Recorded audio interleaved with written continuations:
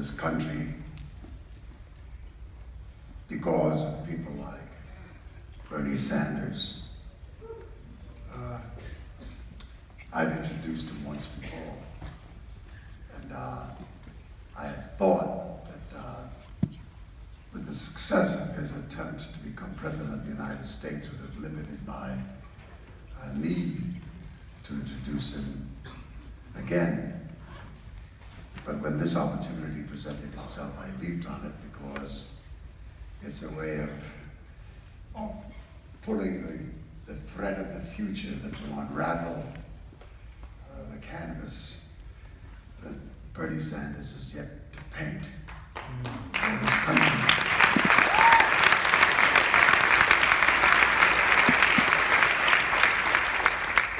I've been around a long time, and I'm almost 90.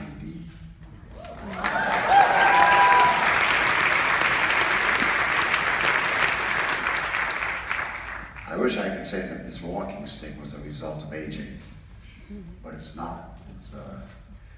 I had a little incident recently.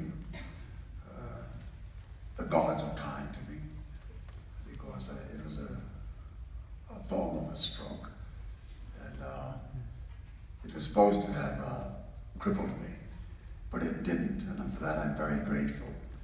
Grateful because it gives me a chance to stand up once again in this country of ours and to speak to audiences as worthy and as wonderful as you are. I can tell because you're here. Where this country goes is really anybody's guess. The guy who has been made our president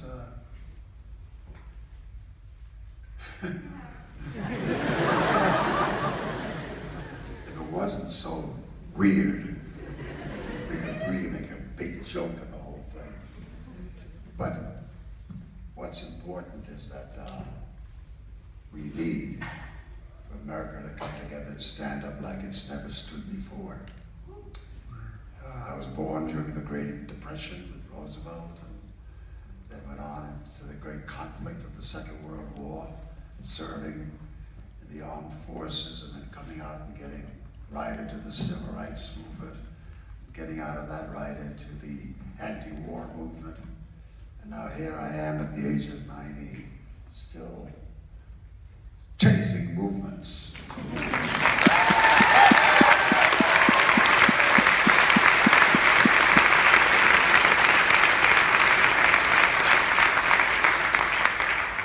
I could stand here and talk forever. My children would be happy to know that I'm not going to do that.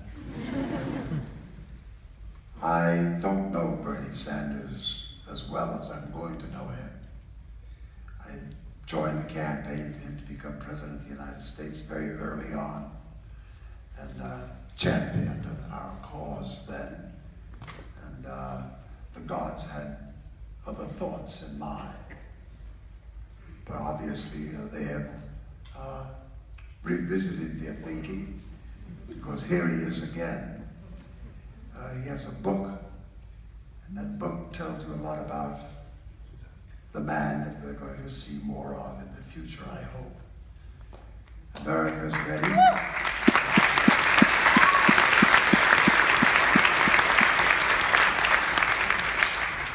America is ready. I think it might have been a divine intervention that he didn't become president, because now he doesn't have to say he's the president of all the people. He'll just be the president of those of us who are worthy of him.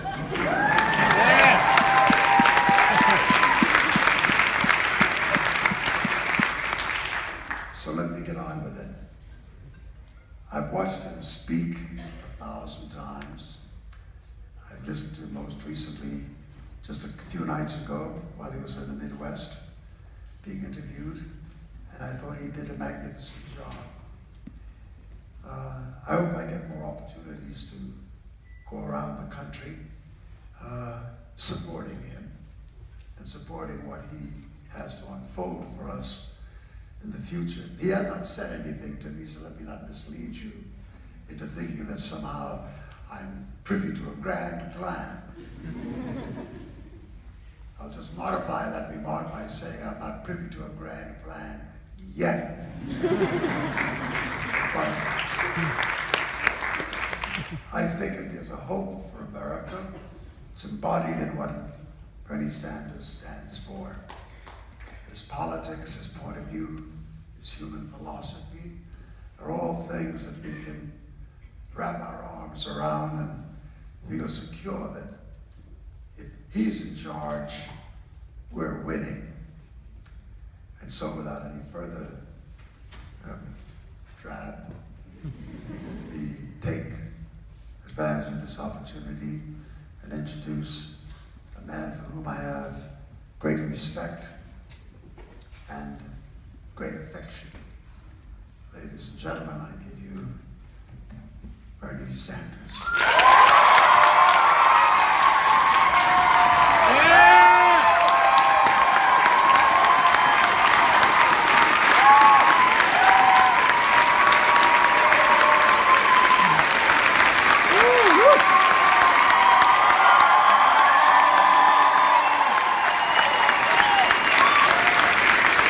Thank you.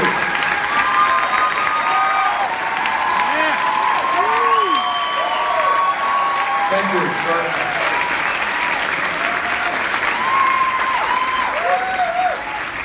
Thank you all very much for coming out. My immediate fear, I think Abraham Lincoln spoke at this podium.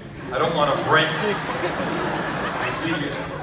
But let me thank Nancy Bass White for helping to organize this event, and also for continuing alive and in a flourishing way the Strand Bookstore, which is just such an important part of New York City.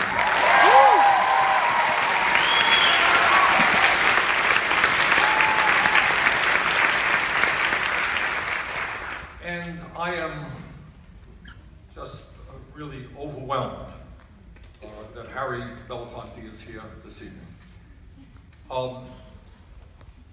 We all know Harry Belafonte is one of the great singers, one of the great entertainers of our lifetime. What many people do not know, as Nancy mentioned, that he has been in the forefront of progressive struggle for decade after decade after decade, including today. He continues to fight for social, economic, and racial justice. And I think one of the points that I will be making this evening is this country has gone through good times, it has gone through bad times.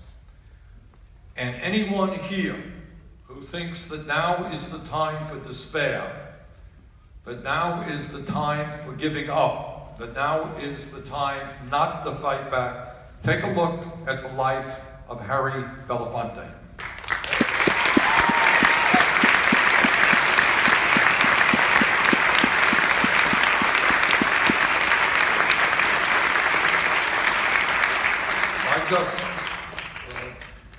One of the moving parts of the campaign that we ran is we did a town meeting at the Apollo Theater in Harlem. And what a thrill it was, how unforgettable to be at the Apollo Theater with Harry Belafonte. That is something that I will never forget. I'm going to talk about the book, but I have the feeling there are one or two other things on your mind this evening. Could be wrong, but that's what I think. So let me just talk a little bit about the election, where we are, how we got to where we are, where we might want to be going. Number one, I want everybody here not to forget ever that in terms of the popular vote, Mr. Trump lost that to Secretary Clinton by almost 3 million votes.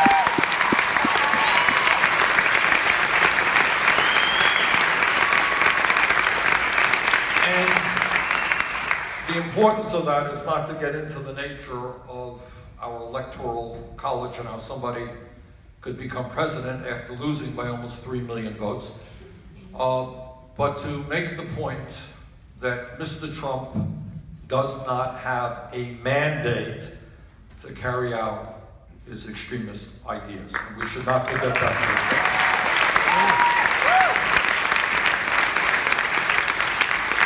Number two, what is not widely known, but is true, is that on virtually every major issue impacting the American people, it turns out that a significant majority of the American people support the progressive agenda. So I want all of you to know, I expect virtually all of you to know, that you're not heroes and heroines fighting some great uphill struggle out on the vanguard.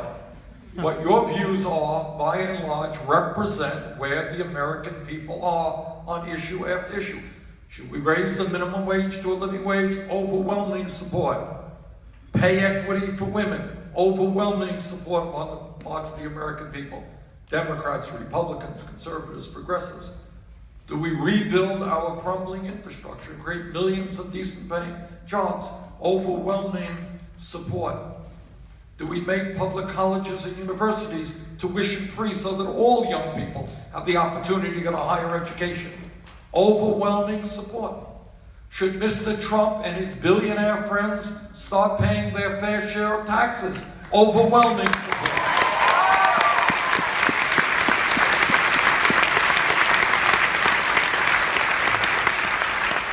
Should we reform a broken criminal justice system which has more people in jail than any other country? Overwhelming support. Do we need comprehensive immigration reform? Strong support. So what I'm saying is that on all of those issues, that is where the American people are. And the question that all of us have to ask ourselves is how, given that reality, do we lose elections? That's something that all of us should be thinking hard about, and I'll touch on that in a moment. But as we move into the Trump era, I'm asked every day, should you work with Trump, not work with Trump, blah, blah, blah, blah. But here is, to me, what is absolutely essential. There are issues of deep moral value that we cannot compromise 1 inch on. The cornerstone of Trump's campaign, and you know, with Trump it is very hard because he says something yesterday and he forgets about it the next day, what changes his view. But he knew what he was doing. He knew that before he declared for president, he knew what it meant to be a leader of the so-called birther movement, which was a racist effort to undermine the legitimacy of the first African-American president. So we can disagree, we can be critical of Barack Obama all that you want, but that was not what Trump's effort was. Trump's effort was a racist effort to appeal to a certain group of people to suggest that Barack Obama legally should not have been elected president, and that is outrageous. And we all remember that the very early part of his campaign, again, not an accident, Trump is no dummy, that in the early part of his campaign, he referred to Mexicans as rapists and criminals. In the early part of his campaign, he announced that people of the Muslim religion should not come to the United States of America. Not only outrageously unconstitutional, but you're talking about one of the large religions in the world.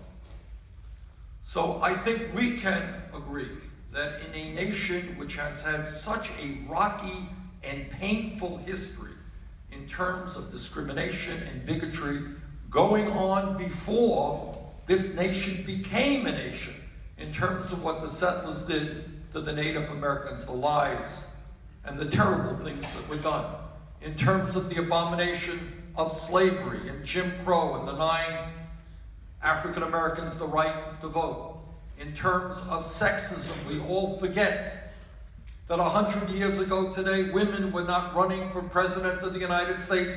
Women did not have the right to vote, could not get the jobs or the education they wanted.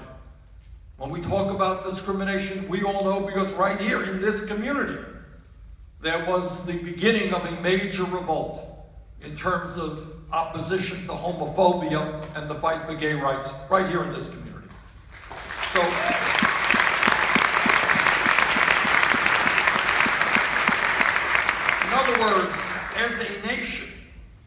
have struggled with bigotry of all kinds, against the Irish, against the Italians, against the Jews, you name it. And we should be proud that in many ways we have come a very long way. We take it for granted. Yeah, Barack Obama's finishing his 8th year. If we were here 20 years ago and somebody said that in the year 2008 we'd elect an African American as president, very few people would have believed that the American people were ready to do that, but we did it. So I think we have a right to be proud of the efforts that we have made, led by people like Harry Belafonte, in the fight against racism and discrimination. And our message to Mr. Trump is we are not going backwards, we're going forward. Yeah.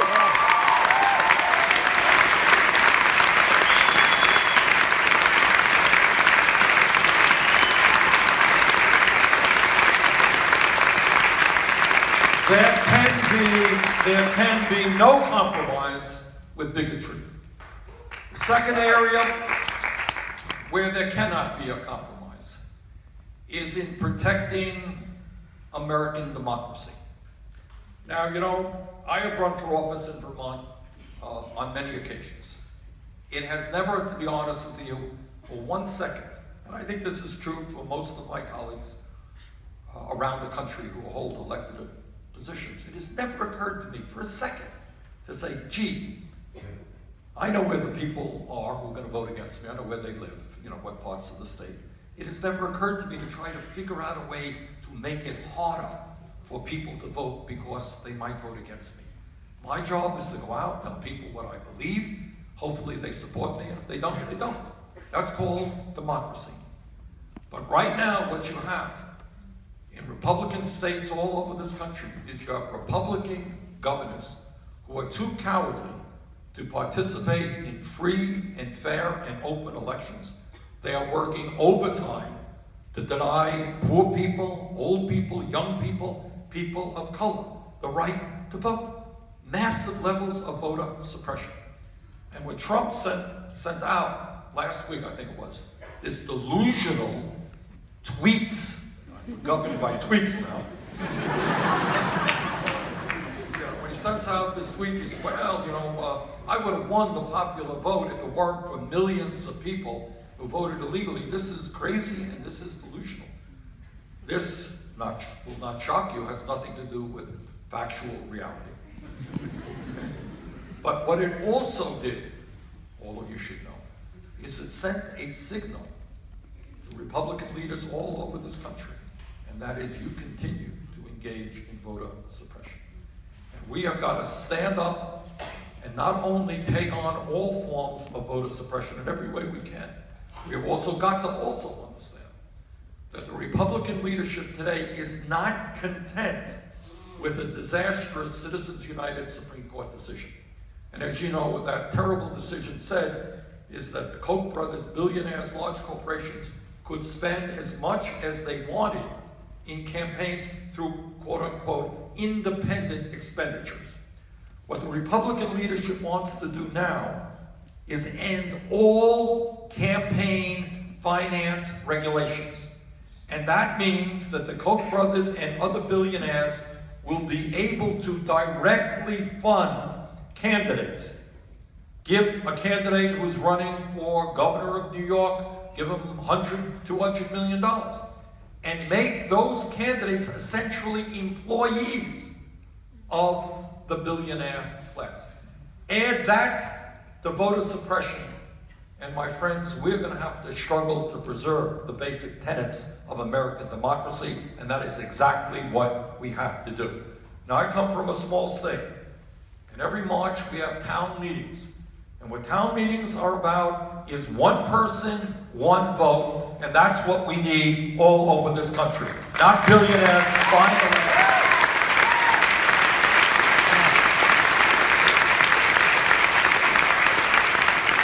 So there cannot be, in my view, any compromise about the integrity of American democracy, billionaires not buying elections, all people having the right to vote. Third area, that there cannot be any compromise. The scientific community is virtually unanimous and that is they are telling us loudly and clearly that climate change is real, it is caused by human activity, it is already causing profound problems in our country and around the world, and if we do not get our act together and transform our energy system away from fossil fuel into energy efficiency and sustainable energy, what we will be seeing in years to come is more and more drought, more floods, more extreme weather disturbances, more acidification of the ocean, more rising sea levels, more international conflict as people all over the world fight over limited natural resources. Now, what is not surprising, but incredibly disturbing, is that today, Mr. Trump nominated for Secretary of State the head of ExxonMobil. He appointed or nominated as head of the Environmental Protection Agency somebody who does not even believe in the reality of climate change. And on this issue, as on many other issues, what we have got to do as a nation, and I'm working really hard on it, and I know many of you are, is we have got to bring millions and millions of people together to tell Mr. Trump that we're not going back to bigotry, that we're going to protect American democracy, and that we are going to transform our energy system, whether ExxonMobil likes it or not. Yeah.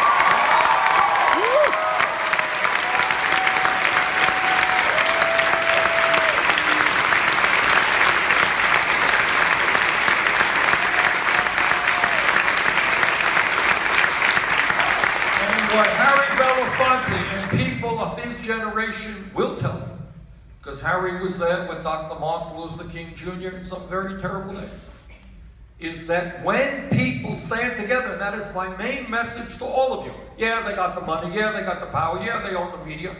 Yeah, that's true. But what they don't have are hundreds of millions of people who do believe in social justice and economic justice and environmental justice and racial justice. And when we stand together, let me tell you, there is nothing that Mr. Trump or his Republican friends can accomplish.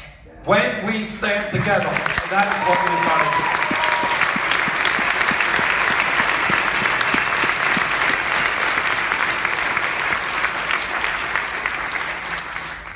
do. Now, there's been a lot of discussion about the election. You know, why did Trump win? Why did Hillary Clinton lose? And so forth.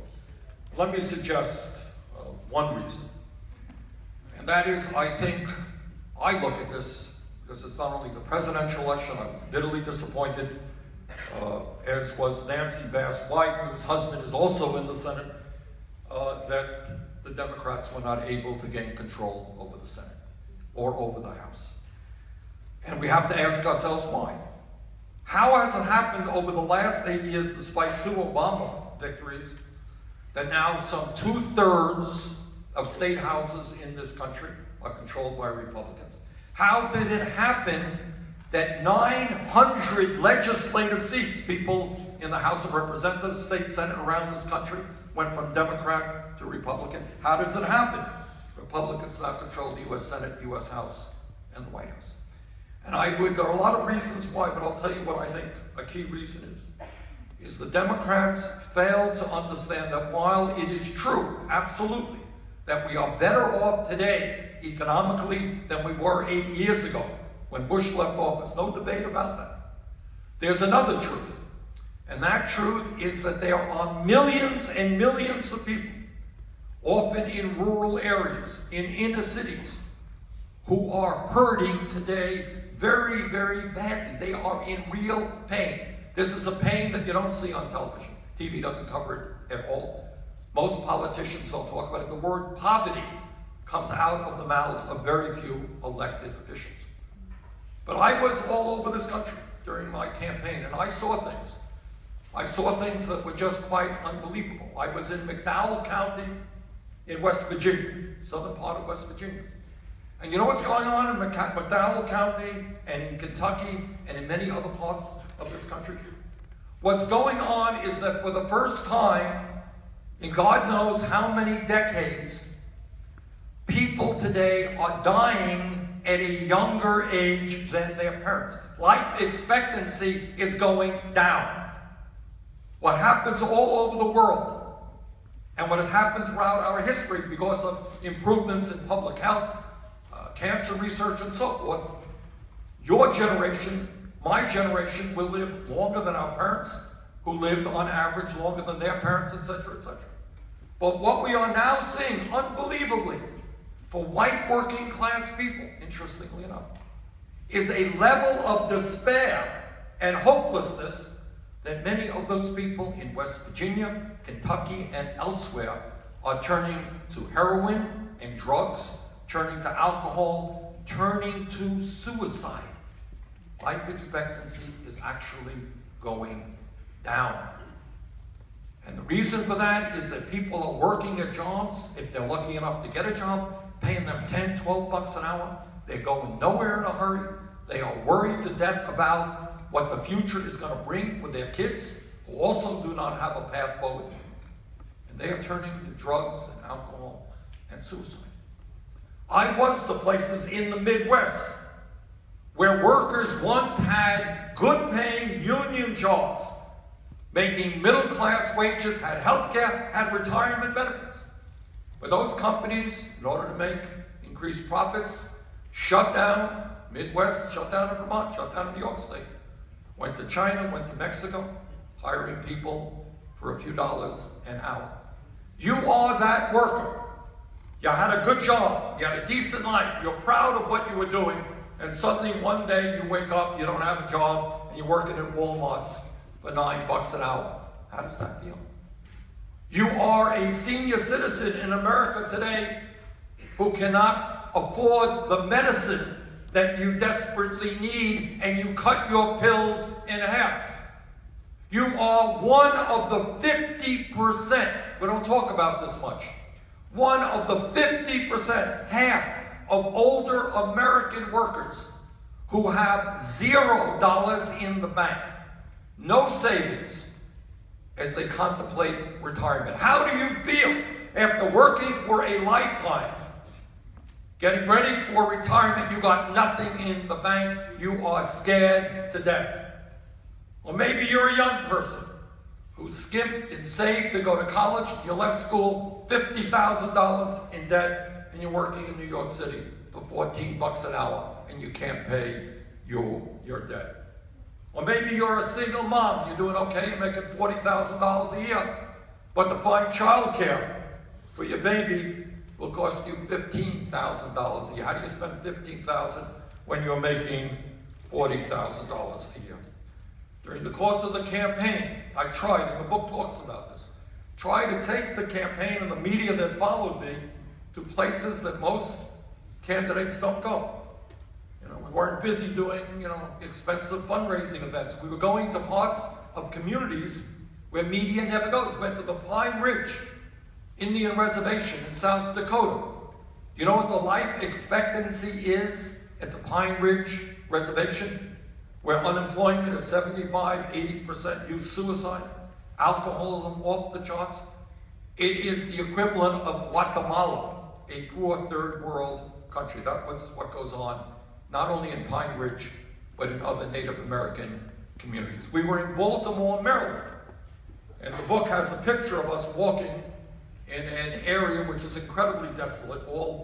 I don't know if it was Freddie Gray's neighborhood or not, but it was all boarded up. Stores, homes boarded up.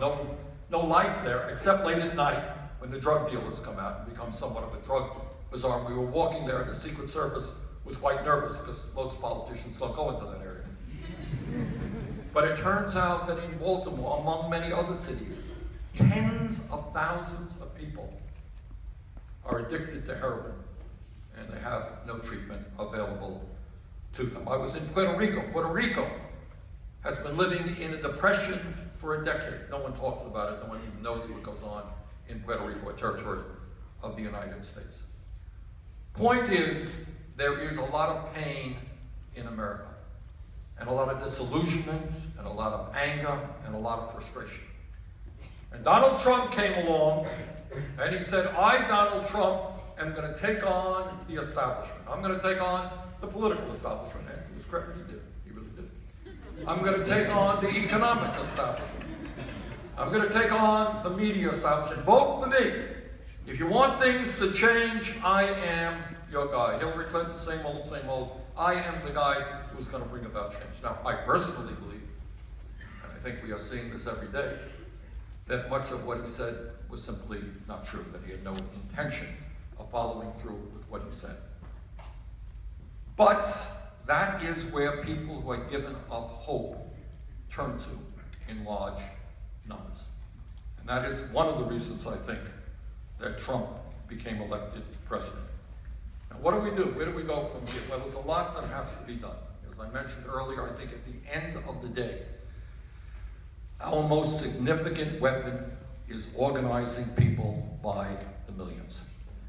And that means standing up in terms of climate change, in terms of bigotry, in terms of economic justice. We can do that.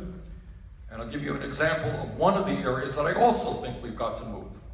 And that is, I think we need a fundamental transformation of the Democratic Party.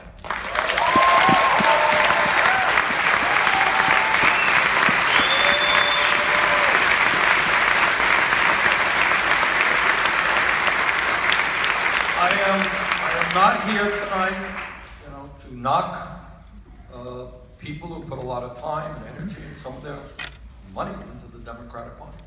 But I think it is very clear that the current approach, the current way the Democratic Party has done business simply has failed, and we need a very new direction. And I am working as hard as I can to support a congressman from Minnesota, Keith Ellison.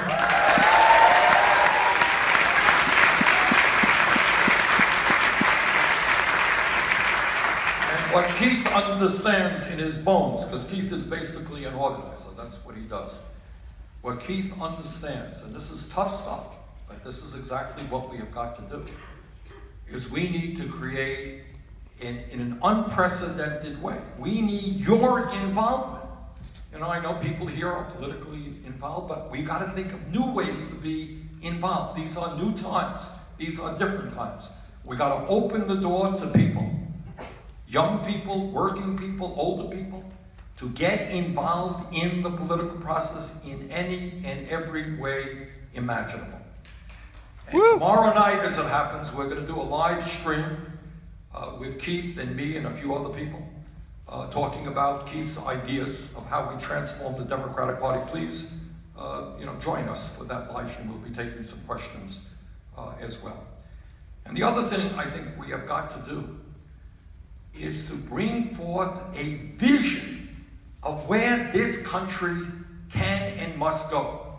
What is extremely disturbing to me is to turn on the TV and hear these guys, whether they're commentators or politicians, say, well, we got to cut this, and we got to cut that, we got to cut Social Security, and Medicare, and Medicaid, and education, because we are behind debt. Well, here is what they don't tell you. They don't tell you that you are living today in the wealthiest country in the history of the world. No, you do not have to cut Social Security. In fact, we have to expand Social Security.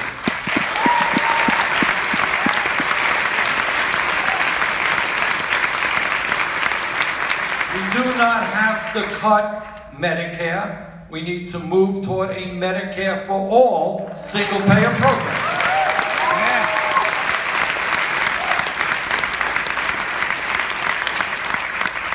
And then people say, well, Bernie, that sounds like a good idea. Where is the money coming from? And I will tell you where the money comes from.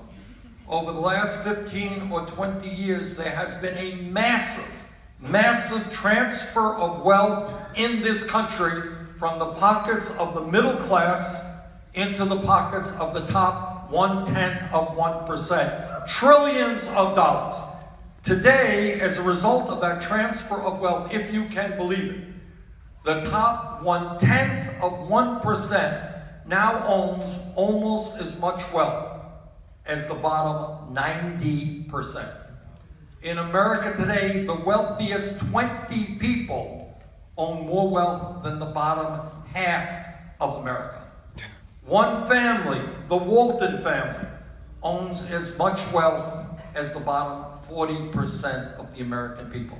And meanwhile, you have large multinational corporations, General Electric, Verizon, etc., who in a given year, after making billions in profit, stash their money, their profits in the Cayman Islands, Bermuda and other tax havens. They don't pay a nickel in federal taxes. So don't tell me that in the wealthiest country in the history of the world, we need to have veterans sleeping out on the street or the highest rate of childhood poverty in any major country. That's nonsense.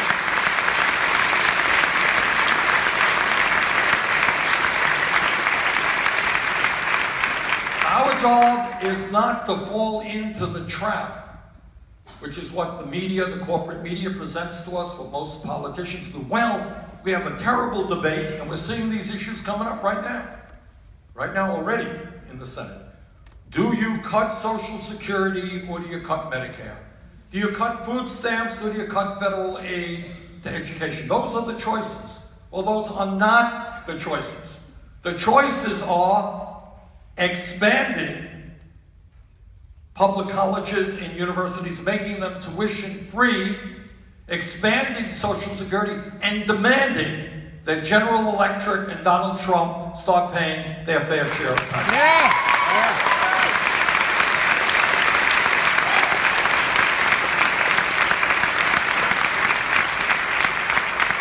So, A, we have to educate and organize, and B, we have to have a vision of where this country will go. And the vision is not austerity. The vision is not allowing demagogues to divide us up by our race or our religion or our nationality.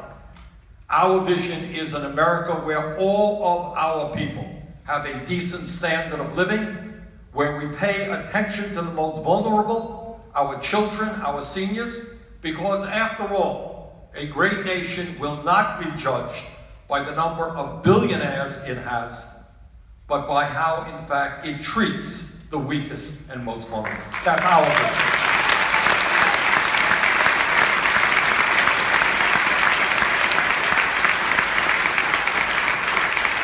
Now, what the book is about is two parts, and when the campaign ended, I started working for about 3 months on the book. I kind of locked myself in the bedroom and worked.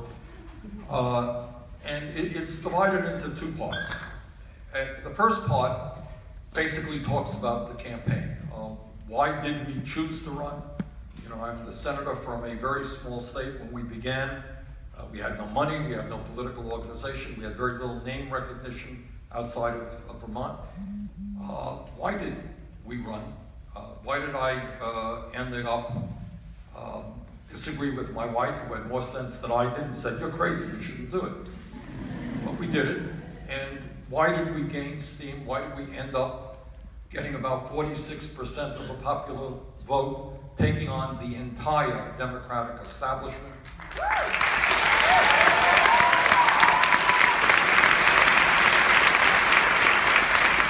And I mean the entire establishment. It was kind of unprecedented. We had one United States Senator supporting me, 6 members of the Congress, no mayors of large cities, no governors at all, and yet we ended up winning 22 states, some by landslide before that.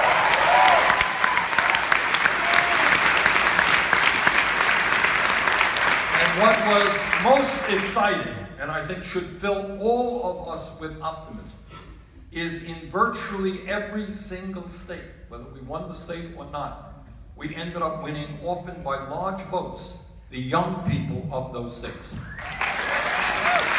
By large votes. And they were young white people, young blacks, young Latinos, young Asian Americans, young Native Americans. Won them all by large numbers. So when we talk about the future of this country, please understand that the young people are absolutely supportive of a progressive agenda to transform the country.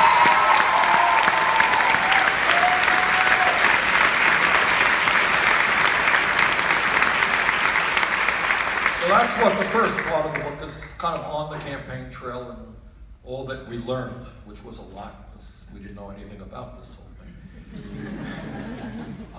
The second part does something that I think we desperately need to do as a nation. One of the great failings that I think became apparent to everybody, whether you're conservative or progressive, is the failure of the corporate media to cover a campaign in a serious way. And by that I mean this country faces serious crises. And what we as citizens want to know is which candidate can better address those crises. And yet it turned out that according to a variety of studies, over 90% of media coverage was not about the issues that impact your lives. They were about Donald Trump or Hillary Clinton. They were about political gossip. They were about polls. They were about fundraising. They were about stupid things that people said 20 years ago. What we must demand of a medium is that they start covering the issues that impact our lives, not just the candidates' lives.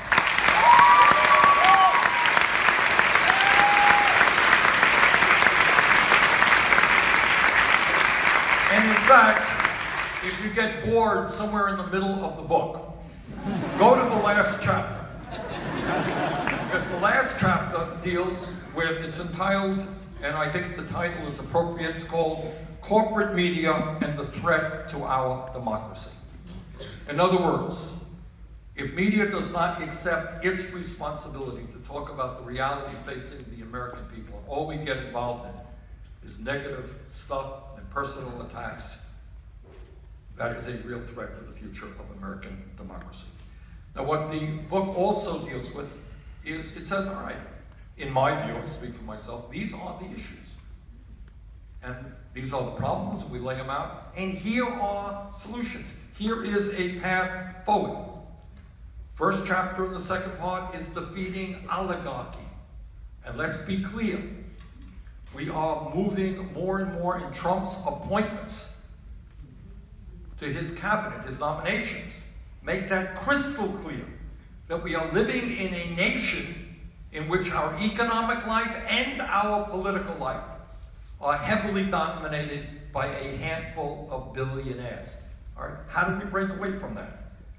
Then we talk about the decline of the American middle class, something the media does not talk about. For 40 years, our middle class has been declining. If you are a male full-time worker today, you are making, on average, if you're the median worker in the middle of the economy, you're making $2,400 a year less in real dollars than you made 43 years ago. How does it happen? Median family income down 10 years ago. With all of the automation, all of the technology, why is the middle class continuing to do worse? Why are people working longer hours for lower wages?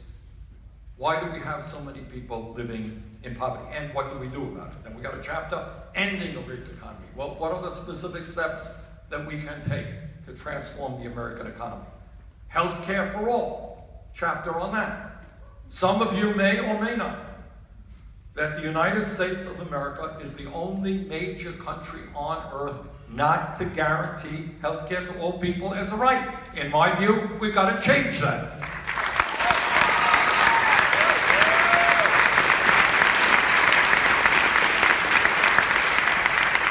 It is a chapter on higher education. We are living in a highly competitive global economy. Everybody knows that. There was once a time, 30, 40 years ago, where the United States had the highest percentage of college graduates of any country on earth. We were number one. Today, I think we're 15th. And the gap between us and other countries are growing wider. How do we have a strong and competitive economy if we do not have a well-educated workforce? Which is why, in my view, we need A, a revolution in childcare, universal childcare, and B, making public colleges and universities tuition free.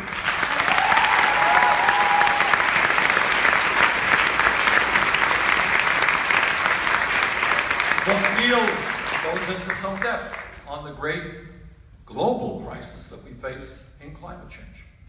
And, you know, to me, this is just an area we cannot compromise with Mr. Trump on at all. But it talks about the need to transform our energy system because we have a moral responsibility, you and I, everybody else on this planet today. We are the custodians of our only home, which is called planet Earth. And if we allow this planet to continue to see significant increases in heat, and we have droughts and floods, man, we are doing an unbelievable disservice to future generations. And that is morally unacceptable. And that is why we have got to transform our energy system, whether Mr. Trump likes it or not.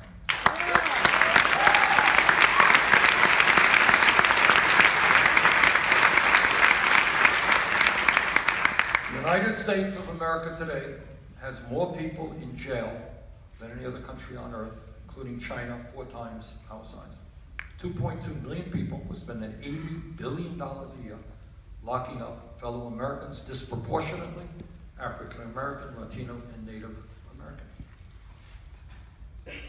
In my view, we need a radical reform of our criminal justice system. In my view, we need to end the war on drugs.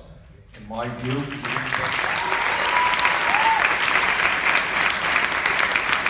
need to make major reforms of local police departments all across this country.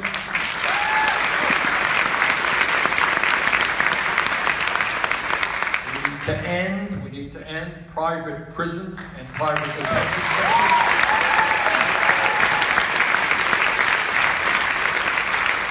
We need some serious work to end the outrageously high level of recidivism now. People leave jail and they go back to the same environment that they came in, and shock of all shocks, they end up back in jail.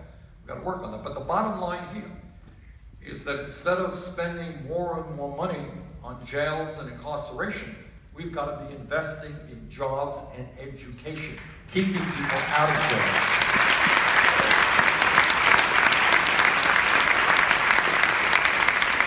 One of the poignant and painful moments of the campaign for me, I was in Phoenix, Arizona, and before a rally we often would meet with groups of people from the community. This time I met with some young Latino kids, teenagers, maybe a little bit older. And with tears in their eyes, tears running right down their cheeks, they were telling me of their fear that they would come home from school one day and their mom or their dad would be deported. In my view, and the book goes into immigration, it is absolutely imperative that we stop Trump's demagoguing on this issue, and that we protect the 11 million undocumented people in this country, and that we move toward comprehensive immigration reform and a path towards citizenship.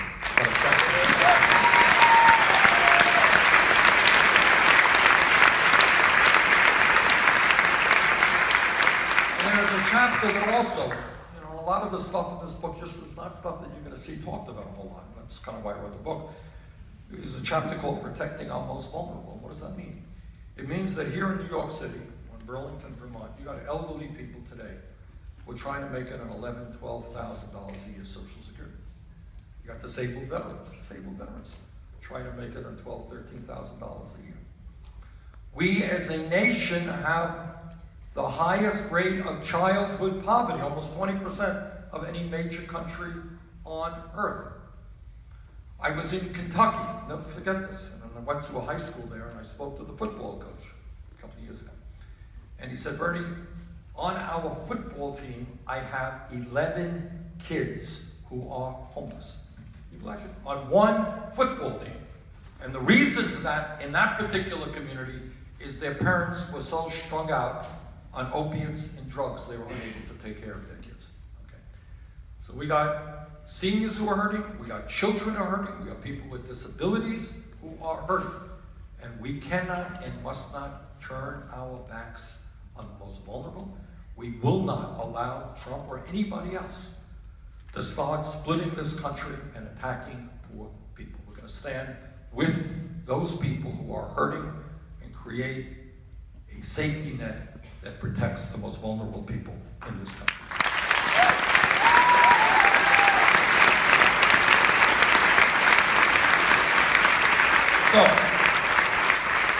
some of the stuff that the book goes into. And I hope you enjoy it. And I think right now we're going to begin, Nancy's going to come on out. She's right here.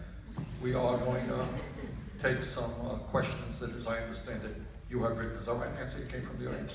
Questions for the social media, but the first one's for me. I just couldn't help myself. My husband and the other senators are getting ready to fight the reversal of Obamacare in January. How are you going to take on the insurance and drug companies? With great joy.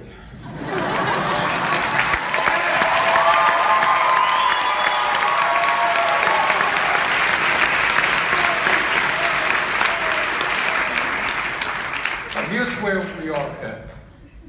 And, what's tough about politics is that problems arise and kind of unscrupulous people then analyze the problems in a way that you blame the wrong people. Now, I voted for the Affordable Care Act. It wasn't my preferred choice. I wanted and believe in a Medicare for All single-payer system. This system is much too complicated, among many other things. It goes to bed with the insurance industry and so forth. But at the end of the day, some 20 million people have insurance who previously did not have it.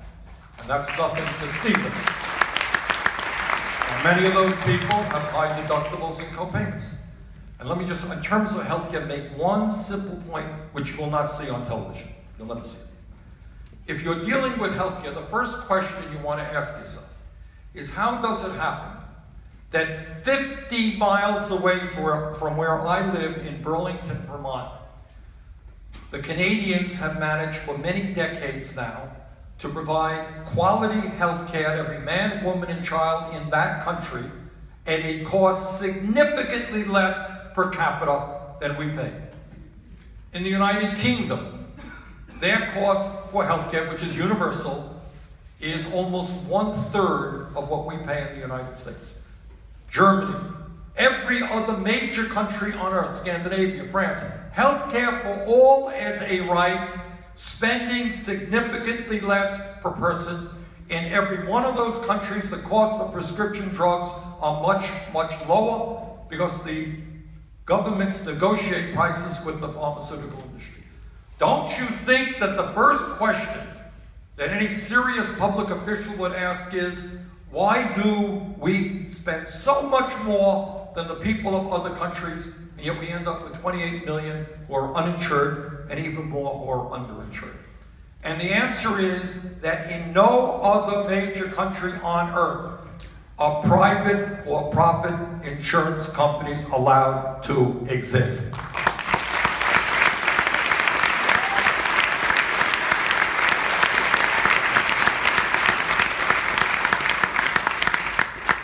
Last year, at a time when 1 out of 5 Americans cannot afford to fill the prescription their doctors write. Imagine this.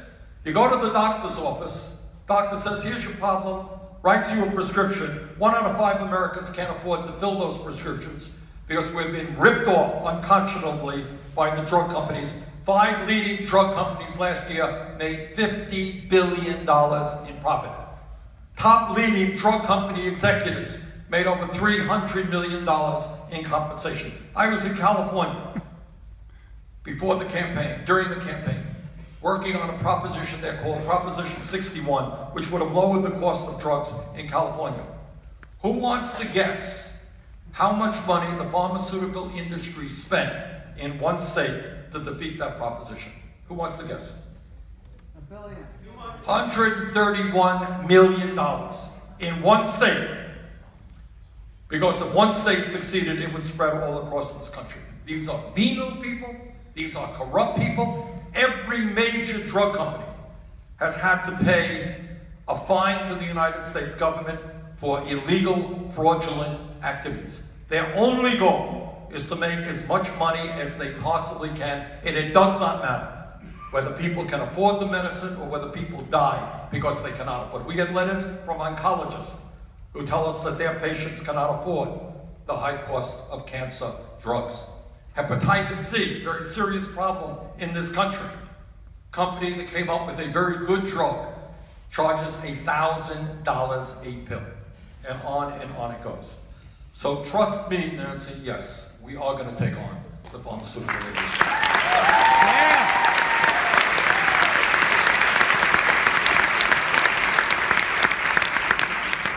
You're surrounded by an audience of book lovers, and Ian asks, Mr. Sanders, or Senator Sanders, are you an avid reader? If so, what are some of the books that have shaped your political outlook?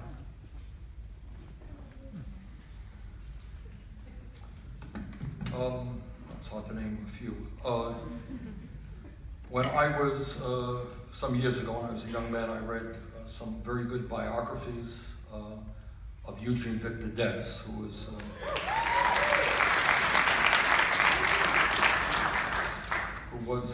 you know, most people don't know who he was, but he was the founder of the American Socialist Party, one of the great union leaders. Many of the ideas that he advocated in the 20s or earlier than that ended up becoming incorporated into FDR's New Deal.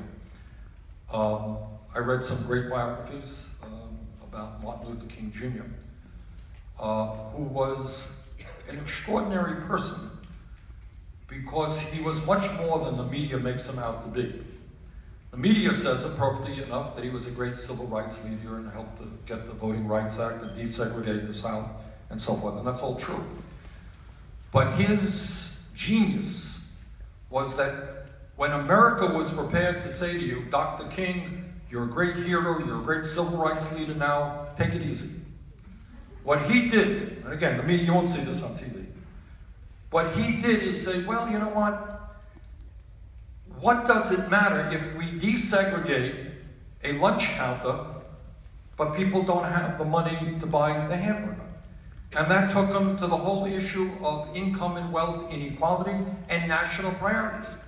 And it took him to saying, you know, why are we spending so much money on the military and not taking care of people in need in America? He did not have to go there, but he went there. His conscience took him there. And he got slapped around a whole lot by the media and many of his liberal campaign contributors. They didn't want him to go there. They said, you are a civil rights leader. What are you talking about, income and wealth inequality? Not your business. And then he did something even more extraordinary, right here in New York City. He said, how do I tell my people who are following me that they should be nonviolent, that the future is in nonviolent, when during that period, the United States was engaged in the most violent war in our history, the war in Vietnam. He said, I would be a hypocrite if I did not speak out against that war and against tremendous opposition. You know, now everybody, oh, Martin Luther King was great. Go back and read the editorials in the New York Times and the Washington Post about him at the end of his life. They weren't quite so generous. But he had the courage to go where his conscience took him, quite knowingly that it was going to get him into a whole lot of trouble. And when he died, it's not just that he was assassinated. You all know when he was assassinated in Memphis, Tennessee. It wasn't a quote-unquote civil rights event. It was standing with sanitation workers, poor garbage collectors, who were not paid adequately, had terrible working conditions. And when he was dying, in the last months of his life, he was working on the Poor People's March, which was, the goal was to bring together poor blacks and poor whites and poor Native Americans to march on Washington to demand a change in national priorities. So there are great biographies out there which I read, which really have moved me very much. And also, right now, I must confess that, 10 years ago, I probably did not know much about climate change, but there's a guy named Bill McKibben. You all know who Bill McKibben is? Bill is a neighbor of mine and a good friend. He's not only a great writer, he writes in a way that anybody can understand. He's written a number of books talking about not only the threat of climate change, but talking about community, which is enormously important. So it's not just jobs and protecting the environment. How do we bring people together to enjoy each other, to fight against endless consumerism? The great American life, buy, work, consume. Well, is there another way? Yeah, there is another way. And that is being with people in our own communities, getting our joy from not only our family, but people in our neighborhoods and in our cities. How do you bring that about? You know, we're seeing fits and starts of this all over this country. In the state of Vermont, we have great programs where farmers are producing good quality foods, going right into the schools. Kids are learning about good nutrition. Some good things that are happening not only in Vermont, but all over this country. So learning about the environment and climate change from writers like Bill McKibben have been very important to me as well.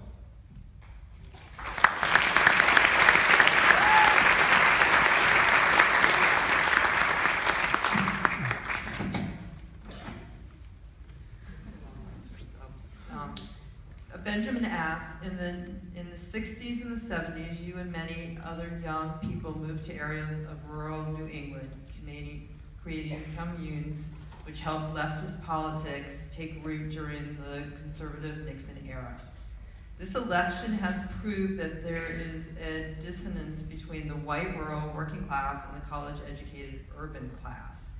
Do you think it's important to influence these progressive millennials to move where progressive politics are not well practiced, such as the Rust Belt and the Midwest?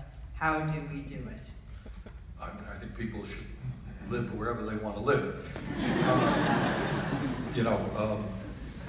In the book, I talk about my childhood growing up in a place some of you may be familiar with. It's called Brooklyn. Some of you may have heard of Brooklyn.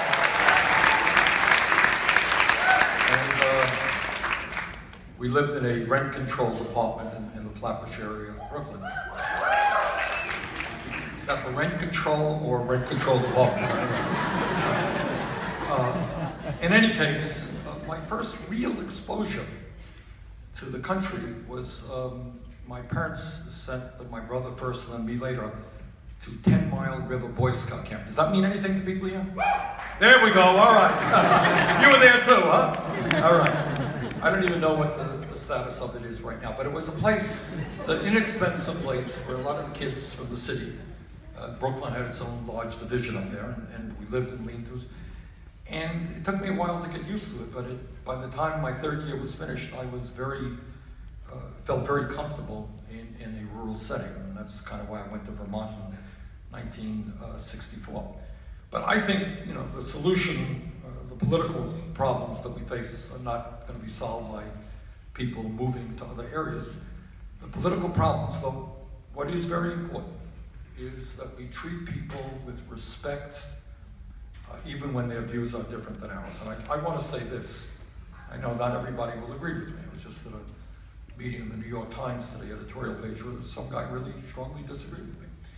But I think, my view is that the vast majority of the people who voted for Donald Trump are not racists, they are not sexist, they're not homophobes. They are people who are hurting and in pain. And they're not deplorable. They are hardworking human beings. And we have got to respect them and reach out. Not insult and not act like we know it all. There's a lot that many of them know that we don't know. So our job, I think, is just reach out to people and try to bring people together around an agenda that works for all Americans and not just the 1%.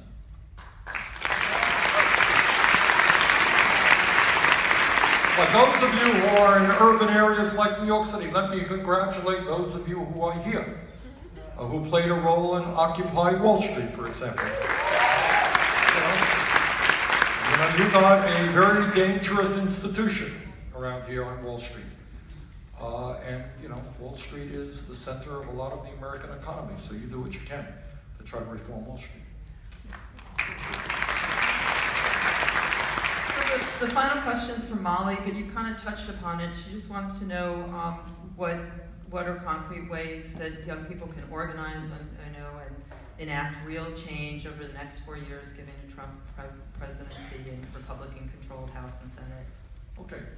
And the answer is, every one of you knows the answer as well as I do. And there are a million different things that you can do. I'm not going to give you a long agenda of things that you can do. I mean, I think you know it. When young people in colleges around this country demand of their endowment funds of those colleges not to invest in fossil fuel industry, that is a significant step forward.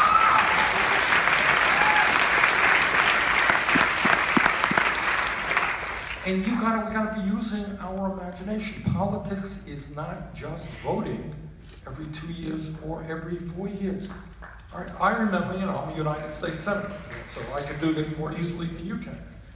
But when I read a study that said that Sunday news shows on major networks were virtually ignoring climate change, we brought some of the network executives to Capitol Hill to talk about that. But you can make demands on media as well. For example, 90% of talk radio in this country is right-wing extremist talk radio. How did that happen? How did that happen? In cities, I don't know what the status is in New York City, but there are cities around the country where Republicans get 20% of the vote, and yet all of talk radio is right-wing extremists. What are you going to do about it? Well, think about it.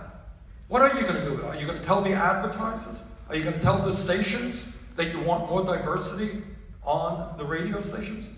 Are you going to tell the television stations that you demand that they start dealing with the reality of America? You can do those things. I mean, what Harry Belafonte will tell you is in his long life of struggle, that is the only way that change takes place. And that is where we are right now. You can think of how you do these things better than I can. Trump and his friends are going to want to privatize public education. So we, as parents, as teachers, we're going to fight back. Trump and his friends want to cut Social Security and Medicare. I expect, we'll announce it I think in a day or two, we're going to help organize rallies all over this country, telling Mr. Trump and his Republican friends they're not going to throw millions of people off health insurance and cut Medicare or cut Social Security benefits. We'd love you to be there. But you can think of these things.